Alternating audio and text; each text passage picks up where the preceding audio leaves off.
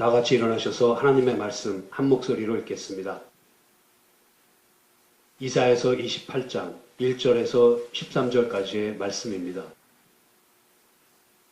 구약 성경 996페이지입니다. 이사야서 28장 1절에서 13절까지의 말씀을 다 같이 읽겠습니다. 취한 자 에브라임의 교만한 면류관이여 화 있을진저 술에 빠진 자의 성 곧 영화로운 광같이 기름진 골짜기 꼭대기에 세운 성이여 쇠잔에 가는 꽃 같으니 화 있을진저 보라 주께 있는 강하고 힘있는 자가 쏟아지는 우박같이 파괴하는 광풍같이 큰 물의 창이람같이 손으로 그 면류관을 땅에 던지리니 에브라임의 취한 자의 교만한 면류관이 발에 밟힐 것이라. 그 기름진 골짜기 꼭대기에 있는 그 영화의 쇠잔에 가는 꽃이 여름 전에 처음 익은 무화과와 같으리니 보는 자가 그것을 보고 얼른 따서 먹으리로다. 그 날에 만군의 여호와께서 그 남은 백성에게 영화로운 면류관이 되시며 아름다운 화관이 되실 것이라.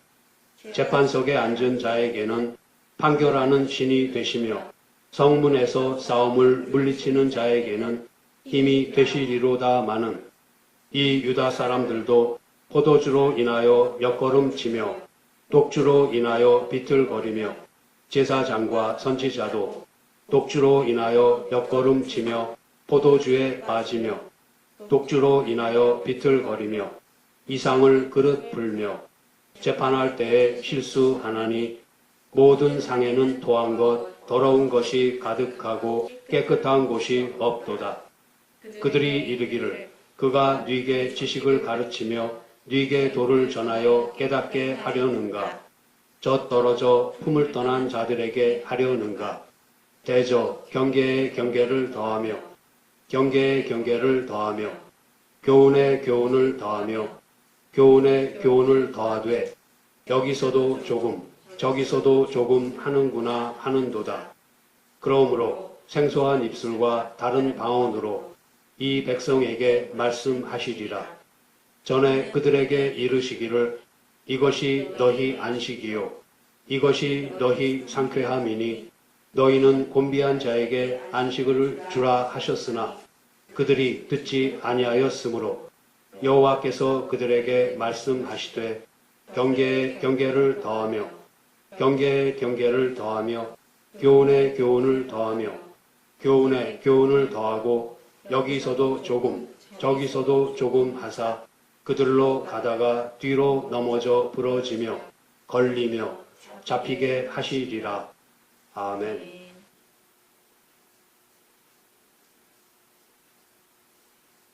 (13장부터) (23장에서) 지역적으로 이스라엘 주변의 나라들에게 선포되었던 심판의 예언은 24장부터 27장에서는 그 범위를 넓혀서 온 땅에 임할 우주적 심판과 하나님의 종말론적인 통치에 대한 묵시적인 예언으로 선포됩니다. 이어지는 오늘의 본문이 있는 28장의 역사적 배경은 북이스라엘이 아수르에게 멸망당하기 직전으로 보입니다.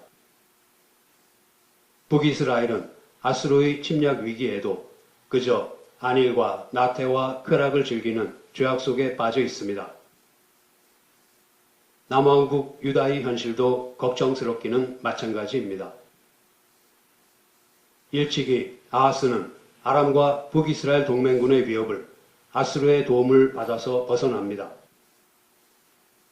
그러나 그 대가로 유다는 정치적 자주권을 잃고 아수르에게 조공을 바치는 신세로 전락합니다.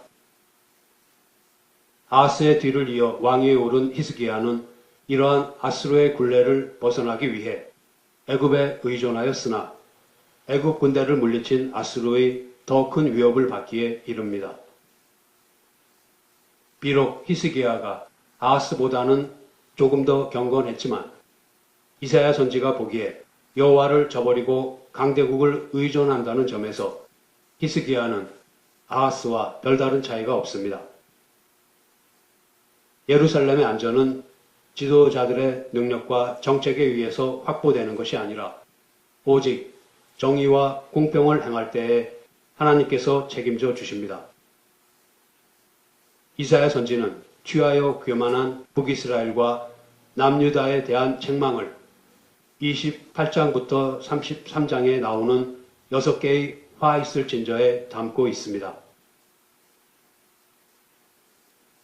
본문 1절의 취한 자 에브라임의 교만한 면류관은 골짜기 높은 곳에 위치하여 마치 면류관을 연상하게 하는 에브라임의 번영한 수도 사마리아를 가리킵니다.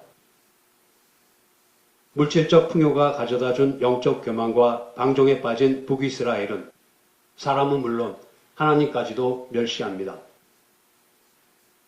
이사야 선지는 교만과 술에 취한 면류관이 쇠잔한 콧과 같은 신세가 될 것이라는 첫 번째 화를 선언합니다.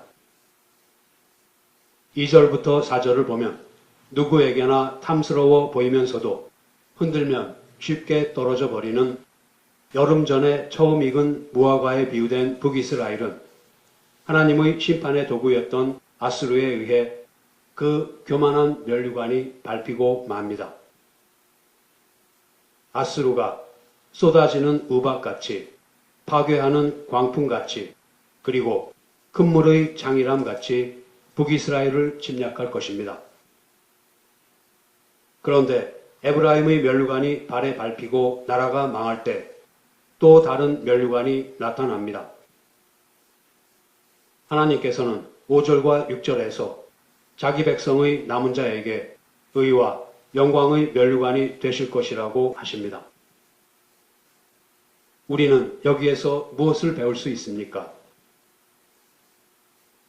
하나님의 구원의 역사는 인간의 패역이나 불순종으로 인해 방해받지 않으며 신실한 남은 자들의 구원은 결코 흔들림 없이 확실히 보장된다는 사실입니다.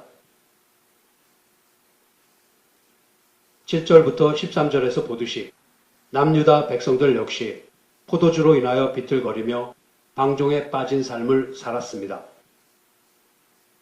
특히 제사장과 선지자들은 이상 중에서도 술에 취해 비틀거리고 재판에서 선고를 내리면서도 술에 취해 비틀거립니다. 본래 제사장과 선지자는 직무를 수행할 때 술을 마시지 않아야 합니다. 그런데 그들이 직무를 수행하면서 독주를 마셨다는 사실은 율법을 참되게 가르쳐야 하는 자들이 오히려 율법을 어기고 있음을 나타냅니다. 술 취함을 영적인 상태의 은유적 표현으로 본다면 그것은 무엇을 의미합니까? 술 취함은 깨어있는 상태의 정반대를 의미합니다. 만일 종교 지도자들이 하나님의 말씀을 바로 해석하여 가르치지 못한다면 이는 입에 술 한 방울 대지 않고도 독주에 취해 비틀거리고 갈짓자 걸음을 걷고 있는 것과 다름이 없습니다. 그리고 그들은 이사야 선지의 책망과 경고에 대해 자신들의 죄를 깨닫고 회개하기는커녕 오히려 공의로운 하나님의 말씀을 선포하는 선지자를 조롱합니다. 그들은 이사야 선지의 말을 10절에서 대저 경계에 경계를 더하며 교훈에 교훈을 더하며 라고 하면서 무의미한 말을 반복한다고 비웃습니다. 이에 대해 하나님께서는 13절에서 이사야 선지의 말을 알아듣지 못하겠다고 조롱하며 한 그들의 말 그대로를 생소한 입술과 다른 방언인 아수르의 말로 듣게 하신다는 심판, 즉 아수르의 침략에 뒤로 넘어져 부러지며 걸리며 잡히게 하시리라는 심판을 선언하십니다. 오늘은 술 취함과 정반대가 되는 깨어있음, 즉 종말을 준비하는 성도의 자세에 대해 이야기해 보겠습니다.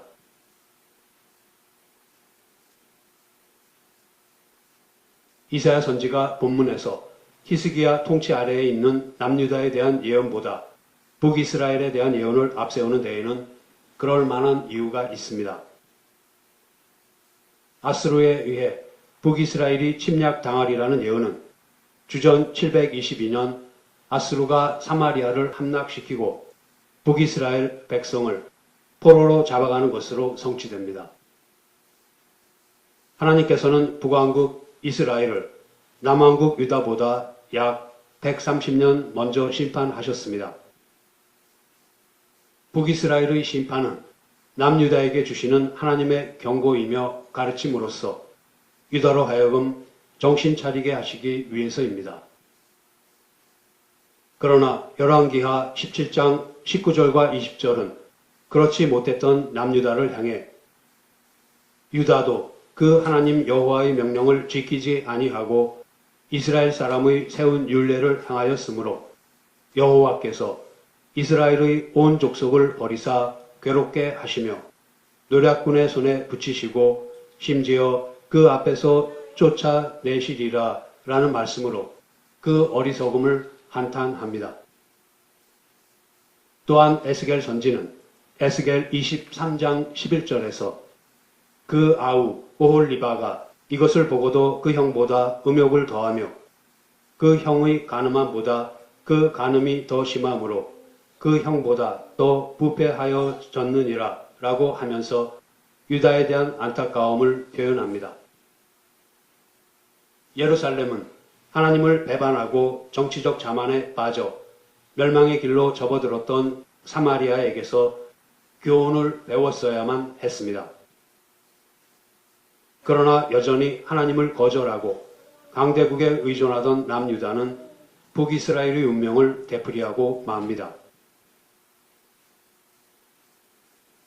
본문은 이 모든 사태가 누구의 책임이라고 합니까? 독주로 인하여 옆걸음치며 포도주에 빠지며 독주로 인하여 비틀거리는 제사장과 선지자들, 곧 종교 지도자들의 책임이라고 합니다. 본문 12절에 의하면 하나님께서 전에 그들에게 이르시기를 이것이 너희 안식이요 이것이 너희 상쾌함이니 너희는 곤비한 자에게 안식을 주라 하셨으나 그들이 듣지 아니하였습니다. 예루살렘이 바벨론에게 패망하고 후일 로마에게 완전히 멸망당한 것은 종교 지도자들과 정치 지도자들의 책임입니다. 물론 1차적으로는 지도자들의 책임이지만 근본적으로는 그 지도자들이 몸담고 살며 활동하였던 사회와 국가, 곧 온 백성의 책임이라는 사실은 아무도 부인할 수 없습니다. 그리고 그것은 오늘날을 사는 우리에게도 그대로 적용됩니다. 예루살렘의 멸망을 뒤로하고 우리는 이제 예루살렘의 멸망 너머로 다가올 역사의 종말을 바라보고 있습니다. 언제가 될지 모르는 종말, 다시 말하면 언제가 될지 모르는 영원한 나라의 시작을 맞이하기 위해 어떻게 준비하고 있어야 하는지를 예수님께서 말씀하신 비유를 통해서 살펴보겠습니다. 마태복음 24장 42절부터 51절 말씀입니다. 그러므로 깨어 있으라. 어느 날에 너희 주가 임할는지 너희가 알지 못함이니라. 너희도 아는 바니 만일 집주인이 도적이 어느 경점에 올 줄을 알았다면 깨어 있어 그 집을 뚫지 못하게 하였으리라. 이러므로 너희도 예비하고 있으라. 생각지 않은 때에 인자가 오리라. 충성되고 지혜 있는 종이 되어 주인에게 그 집 사람들을 맡아 때를 따라 양식을 나눠줄 자가 누구뇨? 주인이 올 때에 그 종의 이렇게 하는 것을 보면 그 종이 복이 있으리로다. 내가 진실로 너희에게 이르노니 주인이 그 모든 소유를 저에게 맡기리라. 만일 그 악한 종이 마음에 생각하기를 주인이 더디 오리라 하여 동무들을 때리며 술 친구들로 더불어 먹고 마시게 되면 생각지 않은 날, 알지 못하는 시간에 그 종의 주인이 이르러 엄히 때리고 외식하는 자의 받는 율에 처하리니 거기서 슬피 울며 이를 갈미 있으리라. 예수님께서는 종말을 맞이하는 성도의 자세는 깨어있는 것이라고 말씀하십니다. 그저 소극적으로 무작정 종말이 오기만을 기다릴 것이 아니라 깨어 있어서 적극적으로 충성되고 지혜로운 종으로서의 책임을 다하며 기다려야 한다고 말씀하십니다. 그러면 충성되고 지혜로운 종으로서 해야 할 일이 무엇입니까? 주인에게 그 집 사람들을 맡아 때에 따라 양식을 나누어주는 일입니다. 종말은 복음이 모든 민족에게 전파되어야 옵니다. 그러므로 성도들은 자신들을 하나님의 백성으로서 부족함이 없도록 실하게 속을 채우며 연구러 가야 함은 물론 복음을 전파하는 사명을 충실히 감당해야 합니다. 이것이 바로 충성되고 지혜로운 종이 되어 주인에게 그 집 사람들을 맡아 때에 따라 양식을 나누어 주는 일입니다. 그러나 이와는 달리 악한 종은 동무들을 때리며 술친구들로 더불어 먹고 마신다고 합니다. 악한 종은 지금 시간을 낭비하고 있습니다. 성경은 술에 취한 것을 방탕하다고 표현합니다. 그리고 성경에서 방탕하다는 것은 비윤리적이고 비도덕적인 면을 지적하는 것이 아니라 주어진 시간을 낭비하고 있는 것에 대한 지적입니다. 하나님을 떠나 있으면서 하나님의 백성으로서 연걸어가며 마땅히 해야 할 일을 외면하고 술에 취하고 세상에 취하는 것에 시간을 허비하고 있는 것을 이야기합니다. 하나님께서는 이처럼 술 취한 악한 종을 외식하는 자라고 부르십니다. 외식은 겉을 치장하는 것인데 겉으로만 치장할 뿐 그 속은 텅 비어 있다는 뜻입니다. 하나님께서 하나님의 백성으로서의 책임과 의무를 다해야 할 시간을 모두 낭비해버린 술 취한 악한 종들을 외식하는 자들이 받는 벌에 처하시면 그들은 쫓겨난 곳에서 이를 갈고 슬피 울며 어려운 처지에 있게 될 것입니다.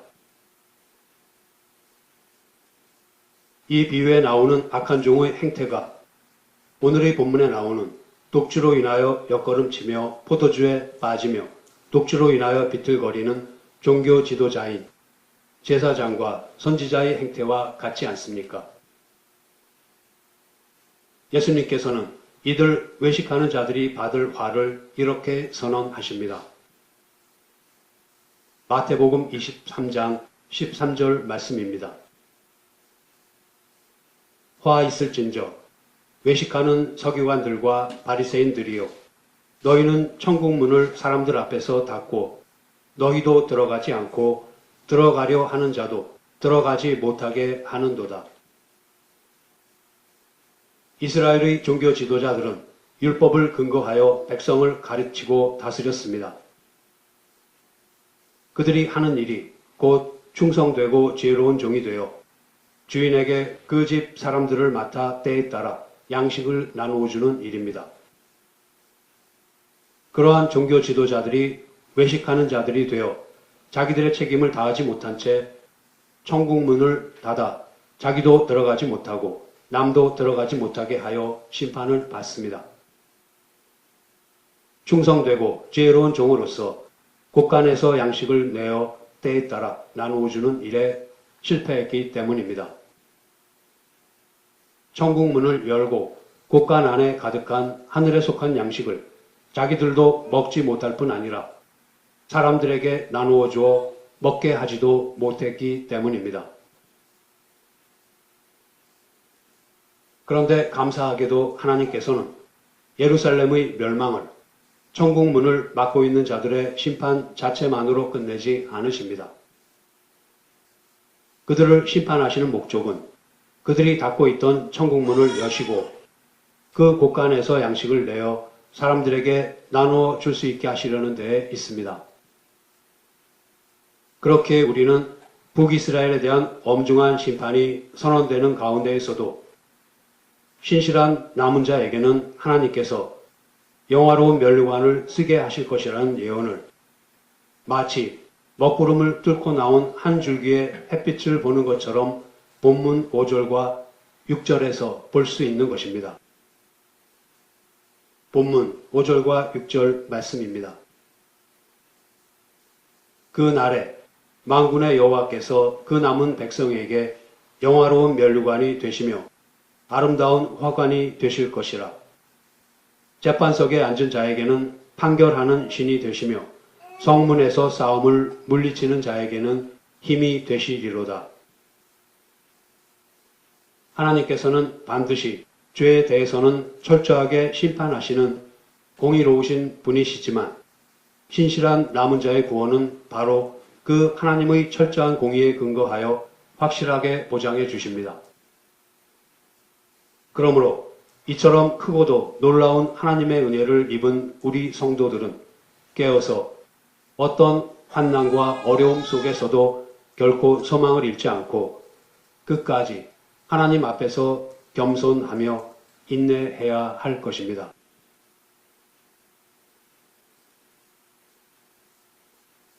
앞서 살펴본 충성되고 지혜로운 종과 악한 종의 비유에 바로 이어서 마태복음 25장에 나오는 열 처녀의 비유를 통해서 깨어 있음에 대한 이야기를 좀 더 나누어 보겠습니다. 열 처녀의 비유는 유대인의 전통적 결혼 풍습을 그 배경으로 하고 있습니다. 신랑은 신부의 집으로 가서 신부를 데려와야 합니다. 그런데 대개 신부를 데려오는 일은 밤에 이루어졌습니다. 신랑과 신랑의 들러리와 또 다른 동행자들은 신랑의 집을 떠나 횃불을 들고 행진하며 신부의 집으로 갑니다. 이들은 가면서 보라, 신랑이 임한다 라고 외칩니다. 그러면 그 소식은 사람들의 입을 통해 신부에게 전달됩니다. 신부는 신랑이 오는 것을 기다리고 있지만 실제로 정확히 언제 올지는 모릅니다. 그래서 신랑이 온다고 크게 외치는 소리를 들으면 신부는 곧바로 신랑을 맞이할 준비를 하고 자기 들러리들에게도 준비하라고 알립니다. 비유 속의 열 처녀는 신부의 들러리들입니다. 늦게 오는 신랑을 기다리다가 열 처녀 모두 피곤하여서 신랑이 도착하기 전에 잠이 듭니다. 그중 5 처녀는 기름이 부족할 것에 대비하여 여분의 기름을 준비해 놓고 잠이 들었습니다. 그러나 나머지 5 처녀는 기름을 준비하지 않았습니다. 보라, 신랑이 임한다 라는 한밤중에 외침이 들렸을 때 여분의 기름을 준비하지 않은 5 처녀는 매우 당황합니다. 기름은 이미 다 타고 등불은 꺼져가는 상태였기 때문입니다. 여분의 기름을 준비한 처녀들에게 부탁했으나 나누어 쓰기에는 부족하다는 이유로 거절당합니다.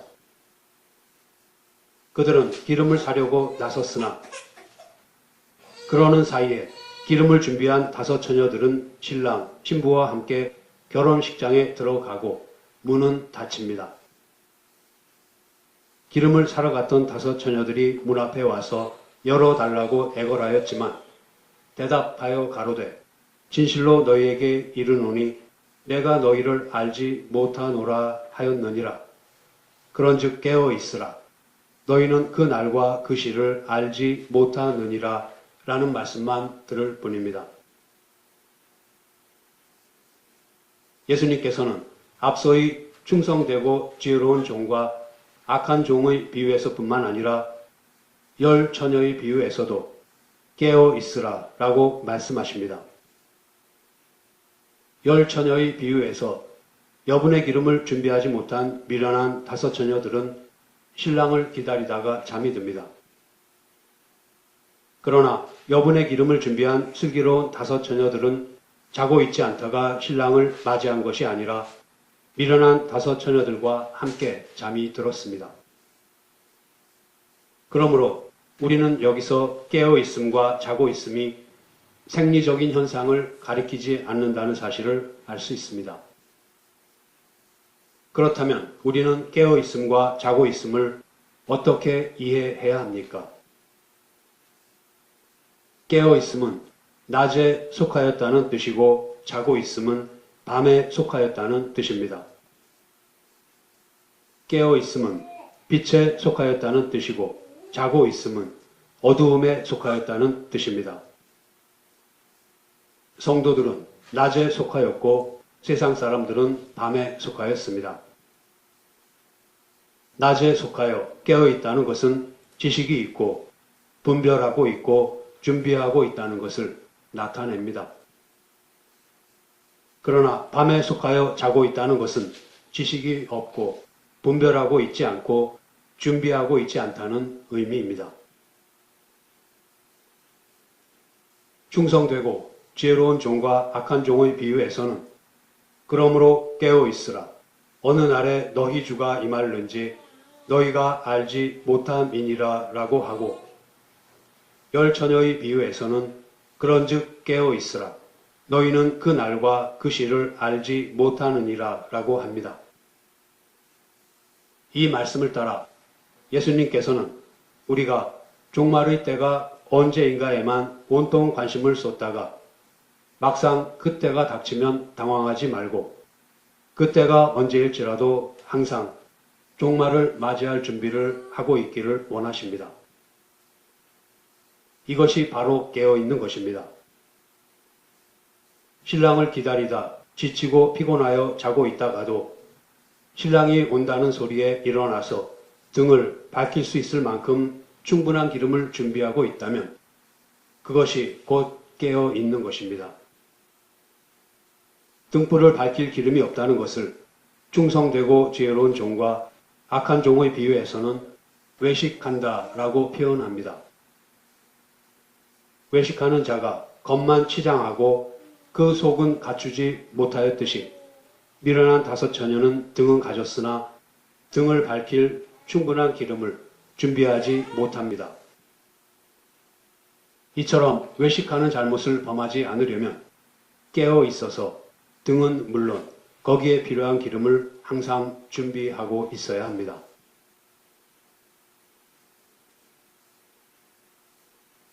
하나님께서는 이스라엘을 제사장 나라로 부르셨습니다.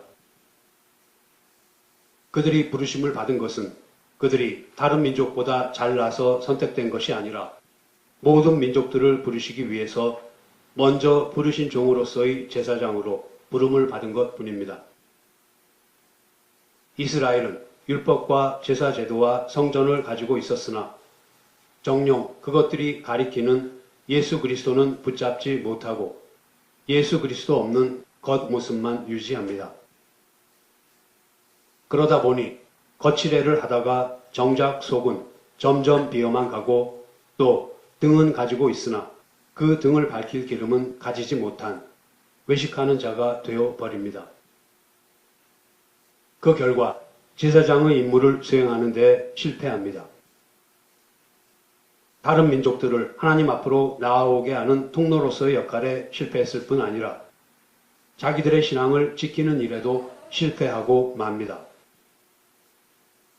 이를테면 이스라엘은 천국문을 사람들 앞에서 닫고 자기들도 들어가지 않고 들어가려 하는 사람들도 들어가지 못하게 한 것입니다. 그런데 우리는 앞서 하나님께서 예루살렘을 멸망시키신 목적이 천국문을 막고 있는 자들의 심판에서 그치지 않으시고 그들이 닫고 있던 천국문을 여시고 그 곳간에서 양식을 내어 택하신 모든 사람들에게 나누어 줄 수 있게 하시려는 데 있다는 사실을 보았습니다. 그리고 우리는 하나님께서 심판을 선언하시는 중에도 이스라엘의 신실한 남은 자들에게는 구원을 보장하신다는 메시지 또한 들었습니다. 이 일에 대해 로마서 11장은 이렇게 이야기합니다. 로마서 11장 11절에서 15절 말씀을 보겠습니다. 그러므로 내가 말하노니 저희가 넘어지기까지 실족하였느뇨? 그럴 수 없느니라.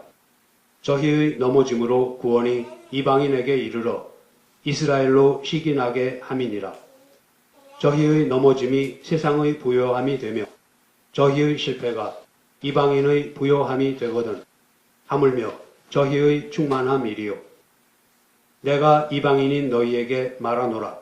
내가 이방인의 사도인 만큼 내 직분을 영광스럽게 여기노니 이는 곧 내 고륙을 아무쪼록 시기케 하여 저희 중에서 얼마를 구원하려 함이라. 저희를 버리는 것이 세상의 화목이 되거든 그 받아들이는 것이 죽은 자 가운데서 사는 것이 아니면 무엇이리요. 사도 바울은 이방인을 위해서 부름받은 사도입니다. 그러면 사도 바울이 이방으로 간 것은 이스라엘이 실패했기 때문입니까? 아닙니다. 하나님께서는 처음부터 이스라엘의 성공과 실패에 상관없이 이방을 구원의 대상으로 계획하셨습니다. 만일 이스라엘이 성공했다면 이스라엘을 통해 이방인의 구원이 이루어졌을 것인데 이스라엘이 실패했음에도 불구하고 이방에 복음이 전파됩니다.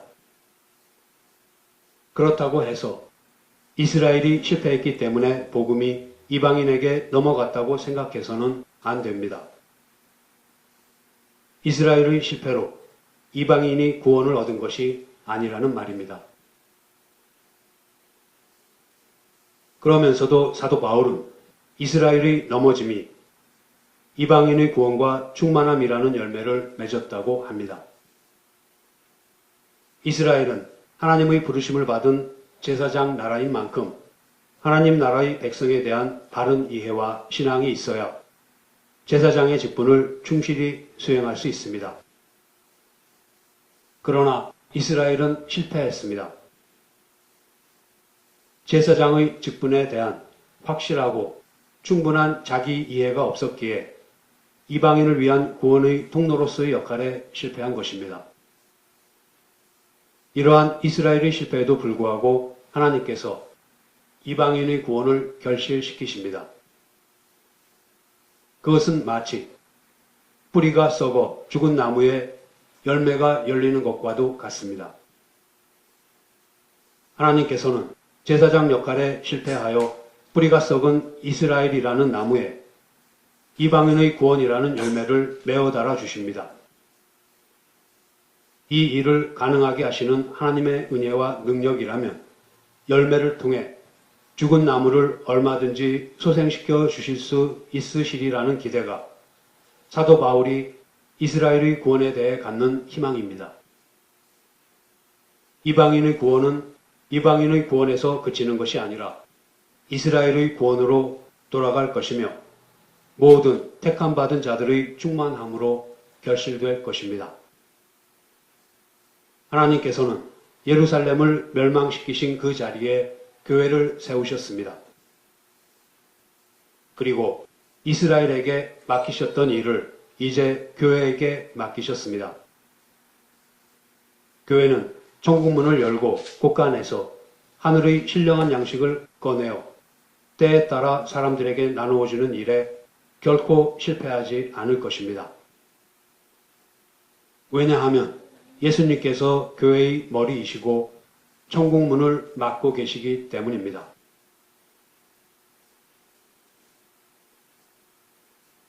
이제 말씀을 마치겠습니다. 북왕국 이스라엘과 남왕국 유다는 모두 술에 취하고 세상에 취해서 교만한 나머지 사람을 무시하고 하나님의 말씀대로 살고 있지 않으면서도 조금도 잘못된 것을 깨닫지 못했습니다. 하나님을 저버리고 외세에 의존하여 자신들의 안전을 도모한 두 왕국을 하나님께서는 도리어 그들이 의존하였던 외세를 사용하셔서 심판하십니다. 두 왕국 중에 북이스라엘이 먼저 멸망하였으나 남유다는 그 일로 교훈을 삼지 못하고 지도자들과 백성들이 함께 점점 더 술에 취해갈 뿐입니다. 마침내 남유다도 북이스라엘의 뒤를 따라 예루살렘이 멸망하기에 이르는데 예루살렘의 멸망은 우리로 하여금 다가올 종말을 바라보게 합니다. 우리는 종말을 기다리는 성도의 자세가 어떠해야 하는가를 충성되고 지혜로운 종과 악한 종의 비유, 그리고 열처녀의 비유를 통해서 배웠습니다. 그것은 바로 술 취함과 정반대되는 깨어있음입니다. 낮에 속하고 빛에 속하여 깨어 있어서 지식이 있고 분별하고 있고 준비하고 있는 충성되고 지혜로운 종은 하나님의 백성으로서 부족함이 없도록 실하게 자신의 속을 채우며 연걸어감은 물론 복음을 전파하는 사명을 충실히 감당합니다. 그러는 가운데 복음이 모든 민족에게 전파되어야 오게 될 종말이 언제 오더라도 항상 맞이할 수 있게 준비를 충실히 해 나갑니다. 우리는 결코 악한 종처럼 또 등은 가졌으나 그 등을 밝힐 기름을 갖지 못한 미련한 다섯 처녀처럼 하나님의 백성으로서의 책임과 의무를 다 해야 할 시간을 허비하다가 외식하는 자들이 받는 벌에 처해져서는 안 될 것입니다. 하나님께서 예루살렘을 멸망시키신 목적은 단지 천국 문을 닫고 자기도 들어가지 않고 들어가려 하는 사람들도 들어가지 못하게 하는 자들을 심판하시는 것이 아니라 천국 문을 열고 곳간에서 하늘의 신령한 양식을 나눠 주어서 먹게 하시려는 것입니다. 이제 하나님께서 그 일을 교회에게 맡기셨으니 교회는 그 머리가 되시고 천국 문을 맡으신 예수님께 의지하고 순종하여서 제사장 나라로 부름받았던 이스라엘의 실패를 반복하지 말아야 할 것입니다. 성도 여러분, 늘 깨어 있어서 주님께서 언제 오시더라도 부끄럽지 않게 주님을 맞이할 수 있는 저와 여러분이 되기를 소원합니다. 기도하시겠습니다. 하나님 아버지, 술에 취하고 세상에 취하여서 하나님 나라의 백성으로서 연걸어가고 복음을 모든 민족에게 전파하는 사명을 게을리하다가 외식하는 자의 벌에 처해지지 않도록 항상 깨어있게 하여 주심을 감사드립니다. 그러므로 깨어있으라. 어느 날에 너희 주가 임할는지 너희가 알지 못함이니라 라고 하신 말씀을 마음에 새기고 주님께서 갑자기 오시더라도 늘 맞이할 준비를 하고 있음으로써 주님을 기쁘시게 하는 충성되고 지혜로운 종이 되게 하여 주시옵소서. 교회의 머리가 되시고 천국문을 맡으신 그리스도께서 천국문을 여시고 하늘에 속한 신령한 양식을 때에 따라 사람들에게 나누어 주시는 일을 맡겨 주셨으니 그 일을 성실히 감당하여서 잘 하였도다 하시는 주님의 칭찬을 들을 수 있기를 소원합니다. 저희들의 실패로부터도 결실을 이루어내시는 주님의 은사와 부르심에는 후회가 없으시다는 신앙 고백과 감사를 드리는 저희들이 되게 하여 주시옵소서. 우리 주 예수 그리스도의 이름으로 기도드립니다. 아멘.